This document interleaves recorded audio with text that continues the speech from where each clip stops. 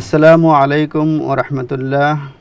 প্রিয় দর্শক, স্বাগত জানাচ্ছি দৈনিক নয় দিগন্তের রমাদানের নিয়মিত আয়োজন রমাদান দিগন্ত।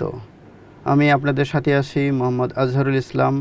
আজকের এই রমাদান দিগন্ত প্রোগ্রামে অতিথি হিসেবে আমাদের স্টুডিওতে উপস্থিত আছেন বিশিষ্ট আলেমে দ্বীন তালিমুল উম্মাহ মাদ্রাসার অধ্যক্ষ হজরত মাওলানা জাকির হোসেন। আমি মুহতারামকে আমাদের রমাদান দিগন্ত প্রোগ্রামের পক্ষ থেকে স্বাগত জানাচ্ছি। ধন্যবাদ।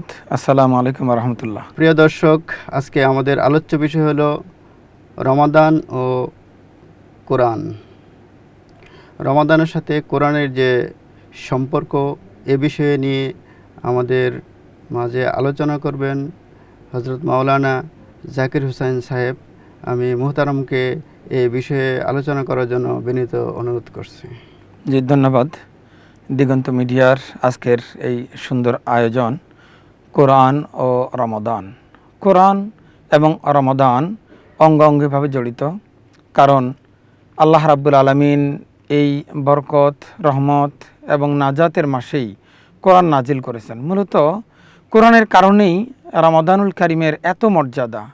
আল্লাহ রাব্বুল আলামিন কোরআনে অত্যন্ত চমৎকারভাবে উল্লেখ করেছেন, শাহরু রমাদান আল্লাযী উনজিলা ফীহিল কোরআন। রমজান মাস, এই মাসে অবতীর্ণ হয়েছে কোরআন। হুদাল লিন্নাস, মানবজাতির হেদায়েতের অন্যতম গ্রন্থ এটি। ও বাইয়িনাতিম মিনাল হুদা, এবং হেদায়েত কোন পথে, কিভাবে হেদায়েত পাওয়া যাবে, এই ব্যাপারে সুস্পষ্ট নির্দেশনা আছে এর মধ্যে। অল ফুরকান, সত্য আর মিথ্যার পার্থক্য করে এই কোরআন। তাই কোরআন নাজিলের মাস হিসাবে এই কোরআন এর যেমন গুরুত্ব, এই কোরআনের মর্যাদা যেমন অনেক বেশি, তেমনি এই মাসেরও মর্যাদা অনেক বেশি। আল্লাহ রাব্বুল আলামিন এই মাসে যে কোরআন অবতীর্ণ করেছেন তা সূরা কদরের মধ্যেও আল্লাহ বলছেন যে ইন্না আনজালনাহু ফি লাইলাতিল কদর, আমি এই কোরআনকে নাজিল করেছি কদরের রাত্রিতে। মুহতারাম, যদি আপনি আমাদের দর্শকদের উদ্দেশ্যে একটু বলতেন যে কোরআন কিভাবে এবং কখন নাজিল হয়। জি, আলহামদুলিল্লাহ। কোরআন নাজিল হয়েছে মূলত তিনটি ধাপে। প্রথম ধাপ হচ্ছে আল্লাহ রাব্বুল আলামিন তার এই কালামকে, গোটা কোরআনুল কারীমকে একত্রে লাউহে মাহফুজে সংরক্ষণ করেছেন। যেমন আল্লাহ রাব্বুল আলামিন বলছেন, বাল হুয়া কুরআনুম মাজিদুন ফি লাউহিম মাহফুজ।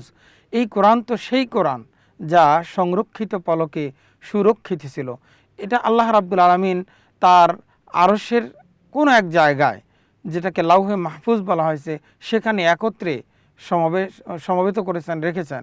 এরপরে কোনো এক রমজানের কদরের রাত্রিতে আল্লাহ রাব্বুল আলামিন গোটা কোরআনুল কারীমকে বাইতুল ইজ্জা নামক দুনিয়ার আসমানে, প্রথম আসমান বা দুনিয়ার আসমানে আল্লাহ অবতীর্ণ করেন।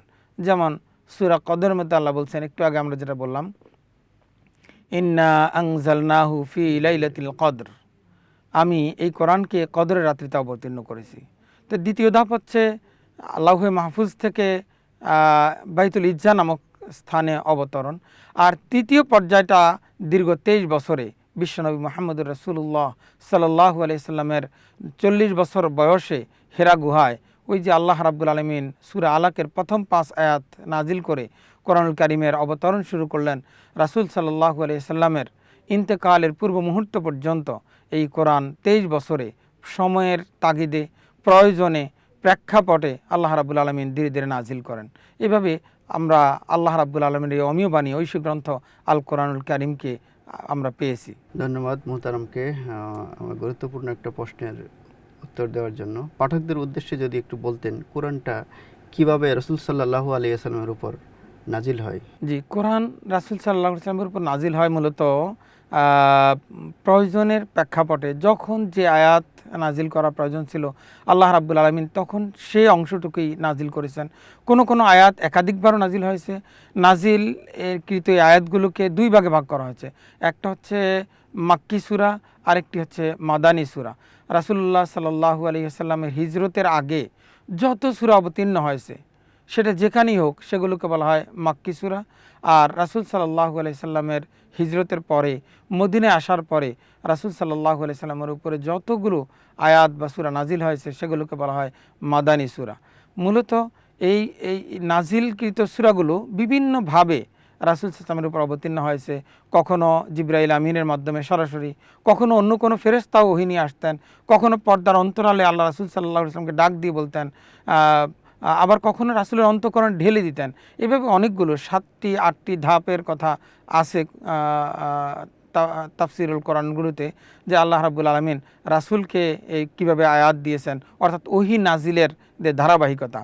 সব মিলে যেটা বলতে পারি সেটা হচ্ছে আল্লাহ রাব্বুল আলামিন যখন যেভাবে চেয়েছেন, প্রয়োজনের তাগিদে রাসূল সাল্লাল্লাহু আলাইহি সাল্লাম যখন যেই প্রশ্নের সম্মুখীন হয়েছেন, কিংবা জাতিকে রাসূল সাল্লাল্লাহু আলাইহি সাল্লাম যখন যে নির্দেশনা দেওয়া দরকার, তখনই আল্লাহ রাব্বুল আলামিন সেই নির্দেশনা রাসূলের প্রতি অবতীর্ণ করেছেন। সম্মানিত দর্শকবৃন্দ, আশা করি আপনাদের প্রশ্নের উত্তর পেয়েছেন। মোহতারাম, দর্শকদের পক্ষ থেকে একটু জানতে চাচ্ছি, রমজান মাসে কোরআন তেলাওয়াতের গুরুত্ব কি, যদি একটু বলতেন। জি, খুব চমৎকার একটি প্রশ্নের অবতারণা করেছেন। কোরআন তেলাওয়াত এত বেশি গুরুত্বপূর্ণ যে আল্লাহ রাব্বুল আলামিন সর্বপ্রথম যে ওহী নাজিল করেছেন সেটিই ছিল ইকরা বিইসমি রাব্বিকাল্লাযী খলাক। ও নবী, আপনি পড়ুন, সেই পড়াটা হবে আপনার রবের নামে। ইকরা বিইসমি রাব্বিকাল্লাযী খলাক, আপনি আপনার রবের নামে পড়ুন। এই রবের নামে পড়াটাই হচ্ছে মূলত কোরআনের পড়া, দিন সম্পর্কে জানা। আল্লাহ রাব্বুল আলামিন প্রথম অর্ডারটাই দিলেন কোরআন তেলাওয়াতের ব্যাপারে। এরপর আল্লাহ রাব্বুল আলামিন বলছেন যে ওয়ারাত্তিলিল কোরআন তারতিলা, তোমরা যখন কোরআন তেলাওয়াত করবা তারতিলের সাথে কোরআন তেলাওয়াত করতে হবে। রাসূল আকরাম সাল্লাল্লাহু আলাইহি ওয়াসাল্লামের উপরে আয়াত নাজিল হওয়ার পরে আল্লাহর নবী বিশ্বনবী মুহাম্মদুর রাসূলুল্লাহ সাল্লাল্লাহু আলাইহি ওয়াসাল্লাম এত বেশি তেলাওয়াত করতে থাকলেন, এত বেশি তার জিহবা আওড়াতে থাকলেন, আল্লাহ নিজেই বলেন লা তুহাররিক বিহি লিসানাক, ও নবী আপনি আপনার জিহবাকে এত বেশি কোরআন তেলাওয়াতের জন্য নাড়াতে হবে না। কেন? আল্লাহ রাব্বুল আলামিন অন্য সূরায় বলছেন যে আমি আপনাকে শিখিয়ে দেব, আপনি ভুলবেন না। সানুকরিউকা ফালা তানসা, আমি আপনাকে পড়িয়ে দিব, আপনি ভুলবেন না। প্রত্যেক রমাদানে আল্লাহ রাসূল সাল্লাল্লাহু আলাইহি ওয়াসাল্লাম কাছে জিবরাইল আমিন নেমে আসতেন, এসে রাসূলকে কোরআন দাস দিতেন, রাসূল তাকে শোনাতেন, অর্থাৎ দুজনের মধ্যে পারস্পরিক কোরআন তেলাওয়াত হতো, একজন একজনকে শোনাতেন। এবং সর্বশেষ ওফাতের বছর আল্লাহ রাসূল সাল্লাল্লাহু আলাইহি ওয়াসাল্লাম 2 বার গোটা কোরআন শরীফ জিবরাইল আমিনকে শুনিয়েছেন, আর জিবরাইল আমিন তিনিও আল্লাহ রাসূল সাল্লাল্লাহু আলাইহি ওয়াসাল্লামকে 2 বার এই কোরআন শুনিয়েছেন। এই কোরআন শোনার যে কত গুরুত্ব, এই কোরআন তেলাওয়াতের যে কত গুরুত্ব, এ ব্যাপারে আল্লাহ রাব্বুল আলামিন কোরআনুল কারিমে চমৎকারভাবে বলেছেন। আল্লাহ রাব্বুল আলামিন বলছেন ওয়াকাল আল্লাযীনা কাফারু লা তাসমাউ লিহাদাল কুরআন ওয়ালগাউ ফীহি লাআল্লাকুম তাগলিবুন। কাফেররা বলতো, তৎকালীন সময়ের কাফেররা বলতো যে লা তাসমাউ লিহাদাল কুরআন, তোমরা এই কোরআন শুনতে যেও না, এই কোরআন শুনবে না। ওয়ালগাউ ফীহি, যারা শুনতে যায় তাদেরকেও তোমরা বাধা দাও, আটকিয়ে রাখো, শুনতে দিও না, হট্টগোল করো। কি হবে তাহলে? লাআল্লাকুম তাগলিবুন, আশা করা যায় মুসলমানদের উপর তাহলে তোমরা বিজয়ী হতে পারবে। সম্মানিত দর্শক শ্রোতাদেরকে আমরা বলবো, আমরা তো আসলে কোরআন থেকে এখন বিমুখ হয়ে যাচ্ছি, কোরআন থেকে দূরে সরে যাচ্ছি, কিন্তু আল্লাহ রাব্বুল আলামিন আমাদেরকে বিজয়ের একটা এজেন্ডা দিয়ে দিলেন যে কোরআন কাফেররা আমাদেরকে শুনতে দিতে চায় না। এই কোরআন শোনাতে পারলে, এই কোরআন তেলাওয়াত করলে, এই কোরআন বুঝতে পারলে মুসলমানরা বিজয়ী জাতি হতে পারবে। তাই কোরআন থেকে গাফিল করার জন্য তারা ষড়যন্ত্র করেছিল এবং তাদের দারুণ্যদ বৈঠকে সিদ্ধান্ত নিয়েছিল যে কোরআন কেউ শুনবে না, শুনতেও দিবে না। এই জন্য আমরা বেশি বেশি কোরআন তেলাওয়াত করব, বেশি বেশি কোরআন অধ্যয়ন করব। রাসূলুল্লাহ আকরাম সাল্লাল্লাহু আলাইহি ওয়াসাল্লামের একটা হাদিস দিয়ে শেষ করছি। আল্লাহ রাসূল সাল্লাল্লাহু আলাইহি ওয়াসাল্লাম বলছেন যে কোরআনের প্রত্যেকটা হরফ তেলাওয়াত করলে পরে কমপক্ষে 10 নেকি পাওয়া যাবে। রাসূল সাল্লাল্লাহু আলাইহি ওয়াসাল্লাম লা আকুলু আলিফ লাম মিম হারফুন, আমি বলি না যে আলিফ লাম মিম হরফ, বাল আলিফু হারফুন ওয়াল লামু হারফুন ওয়াল মিমু হারফুন, বরং আলিফ একটা হরফ, লাম একটা হরফ, মিম একটা হরফ। অর্থাৎ কেউ যদি পড়ে আলিফ লাম মিম তাহলে কমপক্ষে তার 30 নেকি হবে। আল্লাহ রাসূল সাল্লাল্লাহু আলাইহি ওয়াসাল্লাম বলছেন খায়রুকুম মান তাআল্লামাল কুরআনা ওয়া আল্লামা, তোমাদের মধ্যে যে কোরআন তেলাওয়াত করে, কোরআন পড়ে এবং অন্যকে পড়ায়, কোরআন শিখে এবং শেখায়, সে হচ্ছে মানুষের মধ্যে সর্বোত্তম মানুষ। তাই কোরআন তেলাওয়াতের গুরুত্ব যে কতটুকু আমরা এই দুটি হাদিসের মাধ্যমে এবং এই সংক্ষিপ্ত আলোচনার মাধ্যমে অন্তত একটু টাচ পেতে পারি। সম্মানিত দর্শকবৃন্দ, আশা করি আপনাদের প্রশ্নের উত্তর পেয়েছেন। মোহতারামের কাছ থেকে দর্শকদের উদ্দেশ্যে আরেকটি প্রশ্নের উত্তর জানতে চাচ্ছি, সেটা হলো যে মাহে রমাদান, এই রমাদান মাসে কোরআনের সাথে যে একটা সম্পর্ক, এটা যদি একটু ব্যাখ্যা করতেন। আমি প্রথমেই সম্ভবত বলছি যে কোরআন এবং রমাদান একে অপরের পরিপূরক এবং ওতপ্রোতভাবে জড়িত। কারণ এই কোরআন নাজিলই হয়েছে রমাদানুল কারিমে, আল্লাহ রাব্বুল আলামিন বলছেন শাহরু রমাদান আল্লাযী উনজিলা ফীহিল কোরআন, আমি এই কোরআনকে নাজিল করেছি রমজান মাসে। শাহরু রমাদান, এটা হচ্ছে রমজান মাস। উনজিলা ফীহিল কোরআন, আমি এর মধ্যেই কোরআনকে নাজিল করেছি।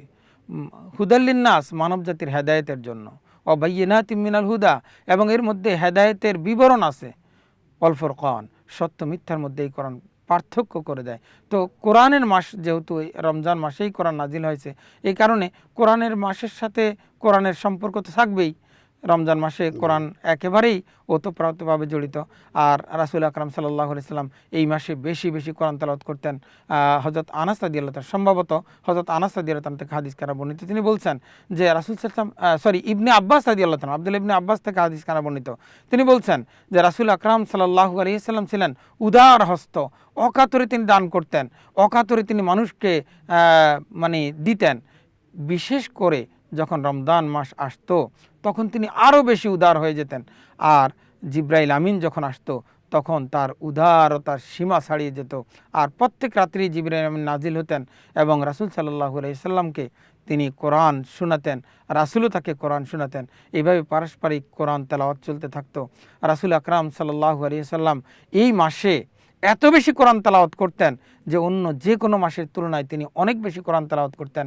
আর রাসূল আকরাম সাল্লাল্লাহু আলাইহি সাল্লাম এই ধারাবাহিকতায় সাহাবায়ে কেরাম তারাবি পড়েছেন, তারাবিতে গোটা কোরআন খতম দিয়েছেন। তাই এই মাসটা যেহেতু কোরআনের মাস, কোরআন নাজিলের মাস, আর প্রত্যেক আমল যেহেতু কমপক্ষে 10 গুণ থেকে 700 গুণ পর্যন্ত বেশি সওয়াব পাওয়া যায়, একটা নফল আমল করলে যেহেতু একটা ফরজের সমান সওয়াব পাওয়া যায়, সে কারণে অবশ্যই এই কোরআনের সাথে এই মাসের সম্পর্ক অত্যন্ত গভীর। হ্যাঁ, রমাদান মাসে কোরআন খতমের গুরুত্ব এবং যদি একটু বলতেন। জি, কোরআন খতমের গুরুত্ব তো অপরিসীম। আমি যে একটু আগে যে হাদিসটা বললাম, মান করা হারফাম মিনাল কোরআন, মান করা হারফাম মিন কিতাবিল্লাহ ফালাহু হাসানাত ওয়াল হাসানাতু বিআশরি আমসালিহা। রাসূল আকরাম সাল্লাল্লাহু আলাইহি সাল্লাম বলছেন, যে ব্যক্তি কোরআন তেলাওয়াত করলো তার জন্য হাসানাত আছে, আল্লাহর কিতাব যে পাঠ করলো তার জন্য সওয়াব আছে। রাসূল বলছেন যে এই সওয়াবটা কমপক্ষে 10 গুণ। এরপর রাসূল বলছেন, লা আকুলু আলিফ লাম মিম হারফ, আমি বলি না যে আলিফ লাম মিম হরফ, বাল আলিফু হারফুন অল লামু হারফুন অল মিমু হারফুন, বরং আলিফ একটা হরফ, লাম একটা হরফ, মিম একটা হরফ, অর্থাৎ প্রত্যেক হরফে হরফে সওয়াব পাবে। আল্লাহ রাব্বুল আলামিন কোরআনুল কারিমে চমৎকারভাবে বলছেন, ইন্না আনজালনাহু ফি লাইলাতিল কদর ওয়া মা আদরাকা মা লাইলাতুল কদর। হে নবী, আপনি জানেন আমি অবশ্যই এই কোরআন নাজিল করেছি কদরের রাত্রিতে। ওমা আদরাকা মা লাইলাতুল কদর, আপনি জানেন লাইলাতুল কদর কি? লাইলাতুল কদর খায়রুম মিন আলফি শাহর, এটা 1000 মাস ইবাদত করার চাইতে উত্তম। তাহলে আমরা যদি এই কদরের রাত্রিতে রমজানে কোরআন তেলাওয়াত করি কি পরিমাণ সওয়াব পাওয়া যাবে। আমরা তো সাধারণত প্রত্যেক রমাদানে এক পারা করে কোরআন তেলাওয়াত করার চেষ্টা করি, বিশেষ করে আমাদের তারাবির মধ্যে। এর বাইরেও আমাদের প্রত্যেকেরই উচিত, প্রত্যেক মুসলমানের উচিত আমরা সকালে, বিকালে, দুপুরে, রাত্রে কোরআন তেলাওয়াত করব। কারণ আল্লাহ রাব্বুল আলামিন পরকালে বলবেন, তুমি কোরআন তেলাওয়াত করো আর উঠতে থাকো। বান্দা উঠতে থাকবে যতক্ষণ পর্যন্ত তার মুখস্থ সূরাগুলো তেলাওয়াত করতে পারবে, ততক্ষণ পর্যন্ত সে জান্নাতের উঁচু স্তরে উঠতে থাকবে। সুবহানাল্লাহ। সুতরাং কোরআন খতমের তো অবশ্যই অনেক ফজিলত রয়েছে। হ্যাঁ, চমৎকার উত্তর দেওয়ার জন্য আপনাকে ধন্যবাদ। এই কোরআন খতম সাথে যে খতমে তারাবি আর কি, যেটা আমাদের সমাজে প্রচলিত আছে, খতমে তারাবিটা মূলত কোন সময় থেকে এটা হলো চালু হয়েছে, যদি একটু আমাদের দর্শকদের উদ্দেশ্যে বলতেন। জি, মূলত সাহাবায়ে কেরাম আর রাসূল আকরাম সাল্লাল্লাহু আলাইহি সাল্লাম একাকী বেশি পড়তেন,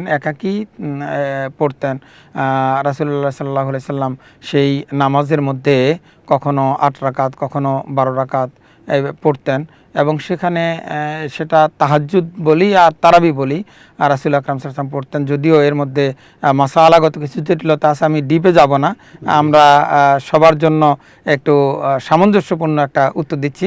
তো রাসূল আকরাম সাল্লাল্লাহু আলাইহি ওয়াসাল্লাম যখন নামাজে দাঁড়াতেন তখন কখনো কখনো একটা লম্বা সূরা বাকারা পুরা সূরা তেলাওয়াত করতেন। একবার একজন সাহাবী রাসূল আকরাম সাল্লাল্লাহু আলাইহি ওয়াসাল্লামের সাথে নামাজ দাঁড়ানোর পরে তিনি চিন্তা করলেন যে আল্লাহ রাসূল হয়তো এক পারা পড়ে এরপরে সিজদায় যাবেন, রুকুতে যাবেন, কিন্তু তিনি খেয়াল করলেন যে আল্লাহ রাসূল সাল্লাল্লাহু আলাইহি ওয়াসাল্লাম এক পারা শেষ করলেন, এরপরে সূরা বাকারা, তিনি চিন্তা করলেন হয়তো সূরা বাকারা শেষ করে নবী আলাইহিস সালাতু ওয়াস সালাম হয়তো রুকুতে যাবেন। আল্লাহ নবী সাল্লাল্লাহু আলাইহি ওয়াসাল্লাম সূরা বাকারা শেষ করলেন, এরপরে সূরা আল ইমরান ধরলেন। যখন তিনি দেখলেন যে আর তার সাধ্যে কুলোচ্ছে না, তখন তিনি নামাজ ছেড়ে দিলেন। রাসূল আকরাম সাল্লাল্লাহু আলাইহি ওয়াসাল্লাম এইভাবে প্রত্যেক রাকাতের মধ্যে লম্বা তেলাওয়াত করতেন। সাহাবায়ে কেরামের সময় এসে সাহাবায়ে কেরামও বিচ্ছিন্নভাবে তারাবি পড়তেন। বিশেষ করে দ্বিতীয় খলিফা আমিরুল মুমিনিন হযরত ওমর রাদিয়াল্লাহু তাআলা আনহুর সময়ে তারাবি জামাতের সাথে শুরু হয় এবং তিনি দেখলেন এভাবে লোকেরা বিচ্ছিন্নভাবে পড়লে, আগে পরে পড়লে এটা একটা ইসলামের সৌন্দর্য নষ্ট হয়, তখন তিনি এই তারাবির প্রচলন করেছেন। সম্মানিত দর্শকবৃন্দ, আজ এখানেই শেষ করছি মাহে রমাদানের প্রোগ্রাম রমাদান দিগন্ত। নয়া দিগন্তের সাথেই থাকুন। ধন্যবাদ। আসসালামু আলাইকুম ওয়া রাহমাতুল্লাহ। ওয়ালাইকুম আসসালাম ওয়া রাহমাতুল্লাহ। ধন্যবাদ আমাদের দর্শক শ্রোতাদেরকেও। আমরা পরবর্তী কখনো আপনাদের সাথে দেখা হবে ইনশাআল্লাহ।